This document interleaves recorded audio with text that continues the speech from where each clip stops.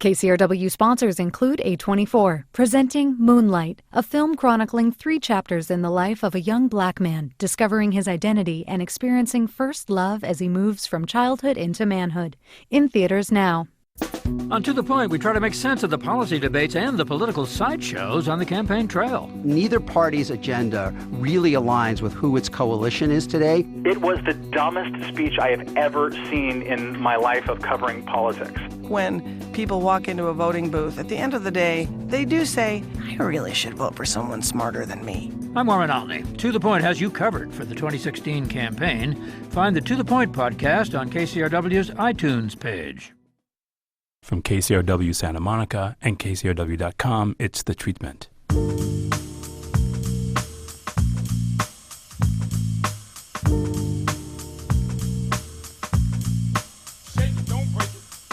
Welcome to The Treatment. I'm Elvis Mitchell. I think one of the most remarkable things about my guest writer, director, operator, cinematographer, Cary Fukunaga, is that there's always a sense of movement in his films and rootlessness. We can go back to his film Sin Nombre, his great work on the first season of the HBO series True Detective, and his terrific new film adapted from the novel Beasts of No Nation, which is getting theatrical play, but also on Netflix. First of all, Cary, thanks so much for being here. Thanks for having me, Elvis. And that sense of rootlessness in your movies, that sense of people looking for a place to land, in your, I shouldn't say your movies, but in your work, where does that come from for you? I don't know. I mean, I lived a pretty itinerant childhood, and I wouldn't say a traumatically itinerant childhood, but I was always moving around. Like, by the time I was in high school, I didn't have friends from when I was in kindergarten. I was always jealous of those kids that had friends that long. But I kept moving in even through college and in my 20s and transplanting to different countries and different cities and trying to figure out how I was going to learn to make movies. And maybe that somehow has bled into the themes of my movies itself, but I haven't tried to analyze it too much. Well, that's why we're here, so we can peel back the layers of this. But certainly, and because I even feel it's more the case with the film of Beasts of No Nation than the novel, that sense of not having a place to be and looking for a place to just to settle. And I wondered, when you saw the novel, if that was one of the things that attracted you to it. I think having brought about 5 years of research into sort of my experience of reading the novel. Because the book came out 10 years ago now almost. Yeah, basically. And I had started working on this in the late 90s, actually, as a subject. Oh, really? More so than honed in on story. But I think when I read the novel, I think movement had always been a part of what I wanted to do. Some of the ideas I'd been playing with before that were displaced people trying to make it across the bush, basically from the central eastern part of Sierra Leone to Freetown. Movement was always going to play a part in it. But what I think I saw in Uzo's novel was... What you say is Uzo Dinwe-Iwala, whose novel was based on. Yeah, Uzo for short. He just simplified the narrative in the sense... It's almost like a piece of reporting, the novel, actually. Or even, it's more just like an interior monologue than the novel. You don't actually know what's happening. You don't know... Or even where you are, you are. You don't know what the aim of the battalion is. You don't know why and who they're killing, what tribe they're from. None of that is ever established in the novel.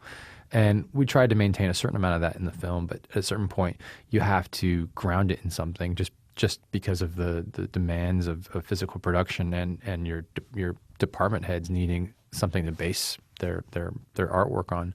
So costumes needed something to base on, production design needed something.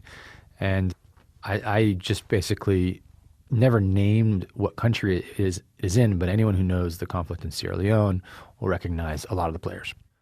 Because I think it's fascinating, too, that sense we get from seeing it visualized, that sort of sumptuousness and fear.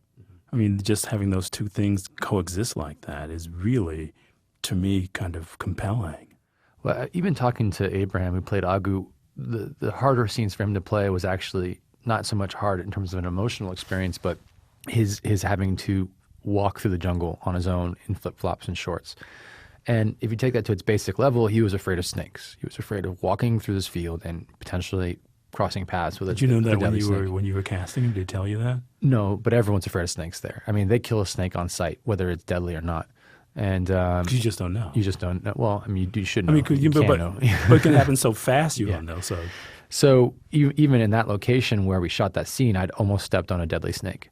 So I understand where that fear comes from, and we beat the bush pretty hard before we started shooting to make sure he was safe. But he was absolutely petrified of walking 100 yards through that bush, even though we kind of delineated where he should walk. So if you think about that same field is also just beyond it is a plantation.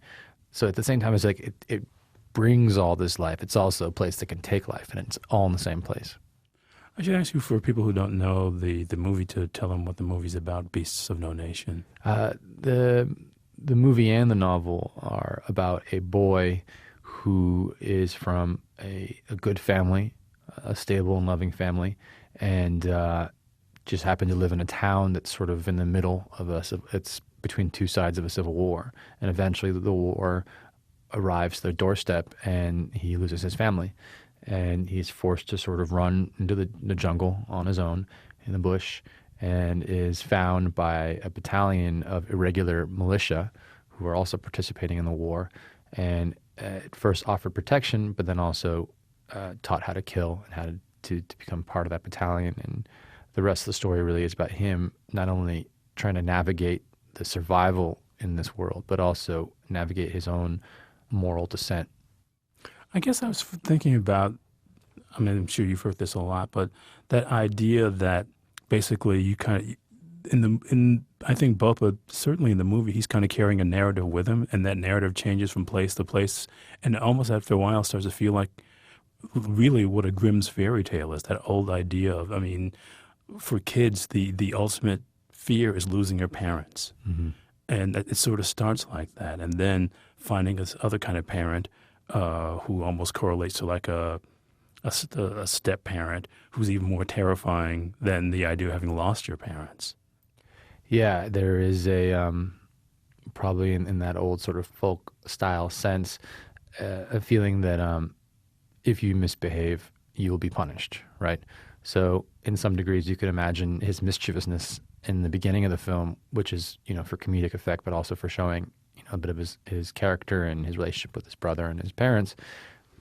Internally, he could imagine his misbehavings could have led to him losing his family to some degree. And the rules that are established within the military battalion he ends up fighting with, in terms of always obeying the commandant and doing what the commandant says, no matter what he asks for, if you disobey that, you could die. It's the treatment we're talking about, the terrific new film, which is on Netflix and in theaters, Beasts of No Nation. It's writer, director, cinematographer. Is there anything else you didn't do on the film? Did you do catering on it as well, Cary? I catered on Saturdays. I did these skewers every Saturday night. We did chicken and beef and pineapple. And probably some leftover snakes. My guest is Cary Fukunaga. I think what I wonder so much about is, for you, is did you, as a kid, watch a lot of documentaries? Because your movies kind of intersect, for me, just Nombre and this, the line between documentary and fiction filmmaking. I did watch some documentaries growing up. I feel like I'm from the Bay Area, from the East Bay, and independent cinema was definitely a part of my upbringing, as well as popcorn cinema. And I'm trying to think of the documentaries I saw growing up that might have affected me. I think more than anything, it was my love of history growing up. Outside of schoolwork, just reading about different periods of history and soaking in the details of these different times and worlds. And then when I went to college, I ended up studying history and political science. And what history did you study? Actually, it's more like historiography, because my thesis was on two different museum exhibits at the Smithsonian. One was a More Perfect Union, which was the celebration of the bicentennial of the Constitution. And instead of celebrating it, they showed where it failed American citizens by interning Japanese American citizens. And it was a pretty controversial exhibition. Pretty controversial. Yeah, very controversial. And the same curators, about 6 years later, for the 50th anniversary of World War II, decided to explore the reason to use or not use the nuclear bomb or the atomic bomb in Hiroshima and Nagasaki.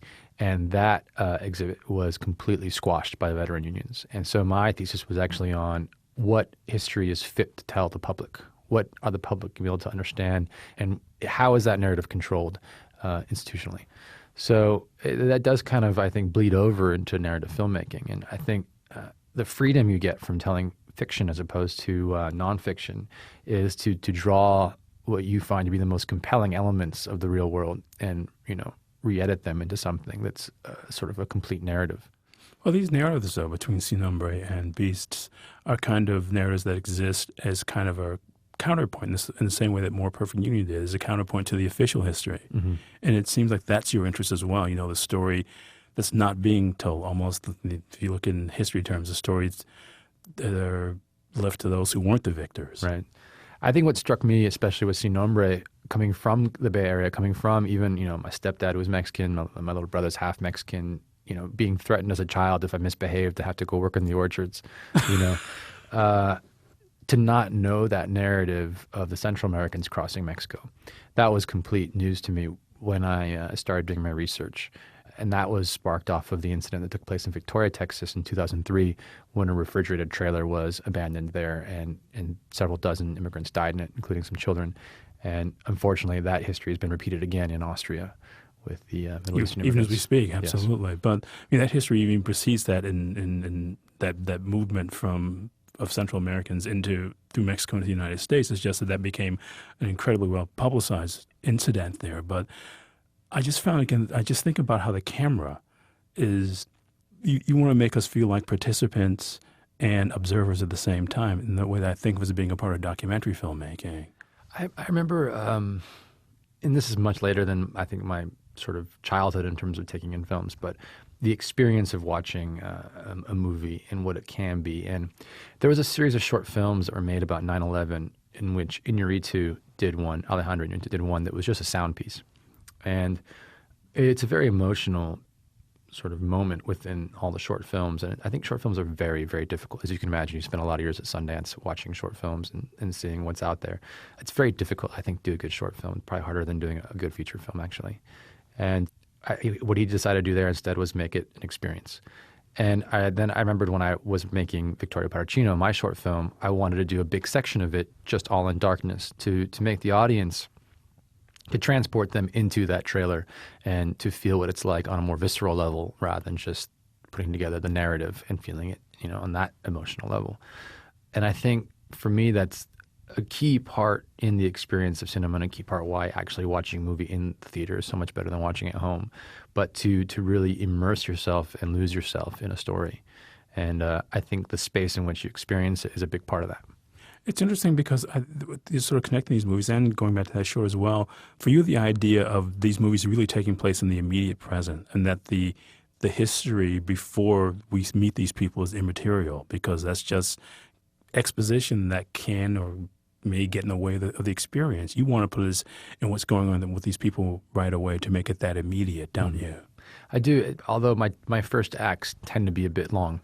They're fat first acts because there is a certain amount of world building. It's not the same as science fiction world building, but you're bringing, for the most part, I think Sin Nombre and Beast is not geared towards people who come from a war-torn country or from Central America. It's geared to people who may not be familiar with the experience, and so there's a lot of introduction to that world happening, but it's not in a straightforward, let me spoon feed you the world exhibition. But I think it's even more like trying to introduce us to a community rather than telling us who and what these people are and where they came from.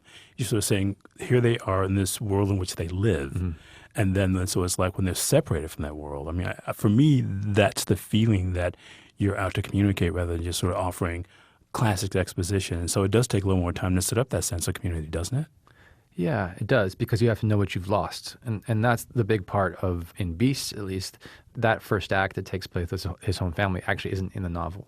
The novel does visit the home family, talks about the sister, talks about his time with his mother, and reading the Bible with his mother being some of his favorite moments. But I decided to add a couple new characters to make the family a larger, more chaotic place. And I do feel like family it's all about eating and being on top of each other and annoying each other and that love that comes out of even that dissatisfaction with having to be so close with each other. And I wanted to show that intimacy and that proximity and even the humor in that, so that when even that tone of the beginning part of the movie is gone, as an audience member, you miss even the humor, the warmth of that. Yeah, because it's in both of these, the family is such kind of an expansive place, and those kind of annoyances that you come to miss once they're gone. And these families are broken up in such traumatic circumstances. I guess I wonder what your attraction is for that too. That these are just such horrific circumstances in both situations, in both films. I think part of it is just it's the reality, right? It's a reaction to the idea that families will always stay together, and it's the safest, most unchanging element of life, and that's just not true. There's even though we feel the safest with family, it is the most vulnerable, I think, to be broken up from for economic reasons, for conflict reasons, for any number of reasons that a family can be broken up. And it's about all of us, once that happens to us, how we try to reconstruct that safe place again. We'll take a break. My guest is director, writer, cinematographer Cary Fukunaga. His new film, which is on Netflix and at theaters near you, is Beasts of No Nation. It's the treatment. There's more to come.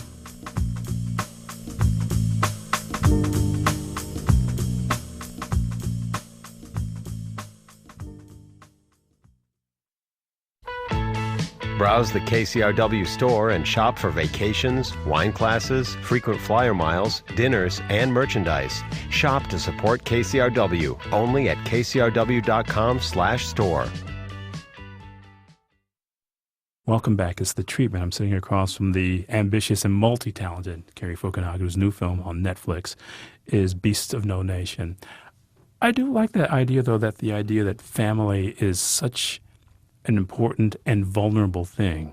And even in True Detective, it's that as well, that idea of needing family and the ache when it starts to recede into the distance. We're always aware of that it's very slowly going away. It's almost like looking at being in the backseat of a car and looking out that rear window. It is, and that's for Martin Hart's character, the arrogance, I think, of feeling like he had created what he was supposed to create out of a perfect family, but didn't honor what a family needs in order to survive. And it creates this almost kind of immediate nostalgia. I mean, like the very next day when these things end, people miss them. Mm-hmm. You know, there's the wounds never really get a chance to close. And just that, again, we were talking about in the first half, that idea of being pulled away from these things that define you.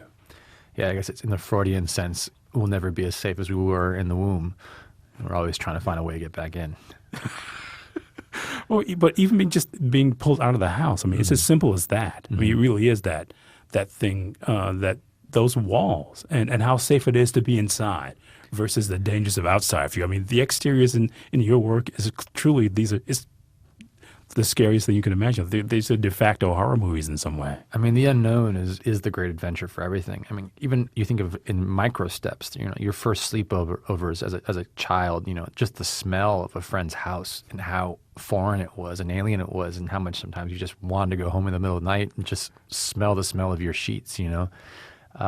To, you know, go much further than that, you know, you have the adventurers who cross oceans, or people who climb mountains, or now reaching out into space and Mars. You know, there's a part of us that has to learn how to leave that home nest, or sometimes we're ripped from it. And it's probably in varying degrees the most traumatic part of our existence as human beings is that treading out into the unknown. But so much about movies is characters who have a hunger for that sense of adventure, who want to leave where they're from and try new things. And the idea of it being your own choice is what your work is, what you're attracted to as a dramatist. Mm-hmm. Having that choice taken away from you, being forced out of this thing that is what you want, and being forced to go on adventures. Yeah. I think the challenge with a movie like Beasts actually is that you want your character to make decisions, and when you're forcing that, the decisions then fall into the element of survival. But for child soldiers, they don't often have much options in terms of choice. The agency has been stripped away and they're being controlled. So part of it is, how do you define a character once they're sort of under such complete control like that? There's kind of certainly in this case here with Idris Elba, who is, again, a welcoming and completely terrifying new parental figure. That kind of idea of trying to find something to imprint, to lock onto, and just wanting. There's something so primal about him wanting to find this new father figure and being embraced and punished simultaneously. Yeah, and that's exactly what he wants. He looks at the Commandant Idris's character as a potential new protector, as a potential new example to follow, sure. you know, and you know, he had his older brother before, he had his father before, and now he's got these soldiers, and he's, you know, they're taking drugs and doing terribly violent things. And you have a leader who's taking advantage of all these people on multiple levels. I guess I think too so often of your work that you tend to cast people for their eyes, don't you? I mean, the way that we can sort of read their eyes, because there are so many instances in your film where they're not speaking, and we have to see in expressive terms what it is that's going on with them. Yeah, that is the key actually in casting. And I remember telling my casting directors just that actually about the eyes for Sin Nombre, you know, because they kept kind of sending me these sort of middle class kids who were going to try and act like gang members, and you know, I certainly did not grow up in gangs, but I know what street looks like in terms of, you know, the intelligence and the sort of the calculating that takes, you know, place when people are watching, observing other people and seeing what's the what in any given situation. That alertness, I suppose. And that goes the same thing for soldiers, you know, unless they're, you know, in some way self-medicated, there is something in the eyes that's going on it's a computer that's working very fast, you know. And in casting, you know, trying to find an agu, that was exactly what I was looking for. Because, again, the novel is so internal, and trying to find someone who expresses on the outside what seems to express a very active internal life was sort of key. And how many young actors did you go through before you found Abraham Atta? Harrison Nesbitt, the casting director, told me recently it was 2,500 kids. I don't remember that many, but you know, I must have seen a couple hundred, and then out of those, we chose about 30 to take part in this sort of intensive theater workshop we did with another friend of mine, Zoe Martinson, who was acted as the acting coach, and she had done a theater workshop in Ghana before and had worked with many kids and had a sense of how to sort of equip these kids with the basic tools they needed to act on camera. Because I think in a case like this, you've got to feel in the same way you do in Sin Nombre. You've got to feel that people are reacting what's going on around them as much as they are to other people. And so you can even get out of kids who are actors who even accomplish is they know how to react to another person. When you turn them away from that person, they've got to react to the world. It becomes a different thing. That was a lot of our exercises actually was sort of like Meisner technique, living in the moment, repetition, not getting lost in the words of the screenplay just yet, but learning to feel comfortable and act like yourself in any given scenario. And if we threw in sort of any sort of, you know, zingers to them, they could just react to it immediately and go with it and never stop acting. That was the big thing, is like, no matter what happens, don't stop being in character. Always stay in character. Don't look at the camera. Always stay in character. How long did it take you to get him to that point? Well, he learned pretty quick. All of them did, actually. And I would say about halfway through production, it was a 7-week-long production. That's it? That's it. Yeah, a war film with kids in 7 weeks. You must sleep too much. Yeah, I'm definitely, I owe some sleep debt. But it was like Bowfinger. You know, he gained a sort of a knowledge, all the kids did, about how a set works and who did what. That was, you know, it was like a master's class in making a movie. And we'd talk about the setups for a shot out, you know, walking through it before we did it. And he'd say, so the camera's going here. And he'd do that little thing with his fingers, sort of like mimic where the lens is. And I'm like, yeah, Abraham, the camera's going to be there. And he's like, and then here, and then on himself. You know, he knew what was going to happen. He knew when his close-up was happening. And he also really started to invest in it. Like, he wanted to do a good job. He didn't want to just get through the day. And he wanted to make me happy, and in the same way that, you know, some of these kids would want to make their commander happy. And they would all look at me when we stopped, and I'm sitting there scratching my head trying to figure out, you know, do we have it? Do we have to move on? We probably have to move on, but I kind of want to get one more take, you know. But they were watching. They knew. It's the treatment. My guest, who's the first person to ever reference Bowfinger in a positive way on this show, is Cary Fukunaga. His new film, which is on Netflix, is Beasts of No Nation. But I guess what strikes me so often about your work, and I think I've mentioned this to you before, is the difference between daytime and nighttime in your movies. There's a real character difference in the movies when the sun goes down. And is that something for you that comes out of seeing films, or is it something that's a real world thing that you want to get across? It's funny you say that, just technically speaking. I'm always fascinated with how to treat nighttime on camera. You know, you've seen the style of treating night change over the years from, you know, whether it's interior studio nighttime exteriors, in classic Hollywood, or the day for night of the 60s and 70s with the westerns and whatnot, and to the giant sort of blue, stadium lighting, from the 80s and 90s. And then now there's all kinds of different ways to treat nighttime. I've actually done a lot of day for night in my movies just because I think it's the closest to mimicking what I've seen with bright moonlight. But when we don't have the luxury of being able to use daylight for nighttime scenes and we actually have to shoot at nighttime, it's really just about finding something that mimics reality. And that's partially because what I've done up till now has been mainly some version of realism. I haven't done a film that's really tonally different from reality. So that's still kind of where I'm basing everything on, how I see the world. I'm thinking about the thing that I'm sure everybody's brought up to you, that incredible shootout in True Detective that's all nighttime. It takes us from being in streetlights to interiors, to being away from all those lights, and you just get the sense of what the night sky is like when there's not much light in it. And it's because it's not in a big city, it's a different scheme. So that idea of not knowing where to turn, for me, that's almost as primal as a horror film. And that's why I use the word primal, because there's a primal feel to the night that you shoot. And I just was wondering if there was a specific source, or you're trying to create this thing you're talking about that feels like a night that's organic to the material that you're doing. Yeah, I think it's mainly based in the realism of the material, though, the organic sort of like development of wherever this is taking place, this is the way it should look like. But the fear of what's out there, what you can't see, is definitely, I would say, more in the framing, actually, in a lot of ways, whether we choose to look outside or not. Like in Detective, in the long sequence, we look out the window once only. And in the screenplay, it would cut outside all the time. It would cut outside to explain how the mob's growing out. It would cut outside to say when the cops are coming. It would cut outside for these different things. Once I decided I was doing a oneer, I knew I couldn't do that. How do you? By oneer, you mean a single take? The single take. How do you communicate these developments that are happening?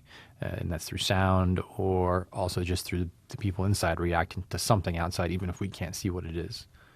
That's part of it, too, that idea what you can't see at night takes on this whole kind of psychological import that doesn't exist in the daytime, even though you still can't see outside during the day. I mean, I'm not going to lie, I'm afraid of the dark. Are you really? Yeah, I mean, like, I still get spooked if I'm going to go upstairs in a house or something in the middle of nowhere and I'm turning out the lights downstairs, and, when that moment when you're on the stairs and the darkness is at your heels, I might jog up those stairs a little faster.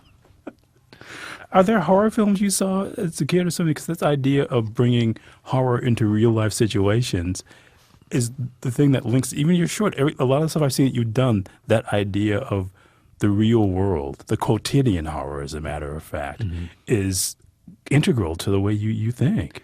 Yeah, I mean, I'd say quotidian or even banal, I think, is far more interesting than the sort of hyped-up moments. It is, again, basing on reality. Some of the most terrible acts of violence that I researched, whether it was amongst the gangs or even in war, they come and they go in an instant. An everyday moment, whether it's like you think of Sarajevo and you're in a market and a mortar just comes and lands on you in the middle of buying vegetables for dinner. You're doing the most basic thing, and life's snatched away, and that's horrifying. You're in Aleppo and you're sleeping in your family, and your neighborhood gets gassed. It's just the most basic thing. Your family's in their pajamas, and that's just how you go out. It's horrifying, and you don't have to amplify life to see how vulnerable and how precious and how delicate it is.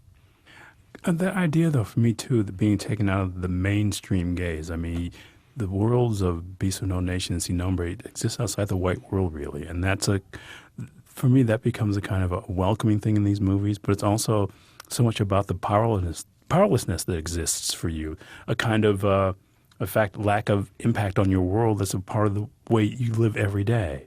And that interests you too, doesn't it? Yeah, and it's not that I don't think that in my own sort of domestic, and I'm saying domestic in terms of the United States, experience, that there doesn't exist the equivalent of these kinds of conflicts and dramas. It's just more my interests just tend to lie. And I've always looked out into the world, even as a kid, and been really curious about knowing what's out there. And I think that what I have learned in the sort of various trips and travels that I've done is that most people no matter what the cultural differences are essentially the same. And that's what I just like to sort of highlight every time I make a story. It's to strip away the exoticism. Because I just find myself thinking in True Detective that these two guys are being interrogated by people of color. And there is a presumption of power that they have. And these detectives who are asking them questions are sort of incredulous at their entitlement. Mm-hmm. I don't know if that was a specific choice. I think at the time, reading the screenplays and thinking we needed much more diversity on here. I, of course, didn't want the two detectives to be the least capable ones. But the scripts weren't completely finished yet when we were casting that. Yeah, the race part of it, I don't know. Like what I did like about Beast of the Nation, for example, is that there wasn't a white savior. Yeah, it's not Blood Diamond, which is a similar story. Right. Or going back to the late 80s, early 90s, where it had to be Kevin Kline or Marlon Brando letting us know how hard it was for these people. Yeah. I mean, that's what I meant about saying that's what I think really connects Beasts of No Nation and Sin Nombre, that there's not that person who's telling us what we're supposed to feel. Right. And I think that might be the surprise for people who don't typically go and see these films is that connection that's built almost without knowing it to these characters, without needing a cultural ambassador to make you feel comfortable, you know. That might be what's surprising to viewers who see these films, especially, you know, if you think of more conservative viewers who are going to watch Beast of No Nation just based on, you know, recommendations from friends or whatever now, to not need, you know, the white savior to bring them in there. Or to even just explain why they're there in the first place. Right. I mean, that idea of the movies basically getting the nod of respectability by having that person in the first place. Mm-hmm. I mean, that's, again, for me, it's even, I don't know how conscious it was, but it exists in those interrogation scenes in True Detective where suddenly power is shifted in a very subtle way. Mm-hmm. Mm-hmm. Yeah, that's I suppose it's a good thing. As you look at me, I would nod yes. It's a good thing. We're out of time. Cary, thanks so much for doing this. All right. Thank you for having me, Elvis. My pleasure. My guest is Cary Fukunaga, whose new piece you can see on Netflix, Beast of No Nation. Please see Sin Nombre. It's a terrific film, which deserves a lot more attention. Our recording engineer, who also mixes the show, is Kat Yours, edited by Blake White, who's the associate producer. We're going to leave the light-ons for you. It's The Treatment.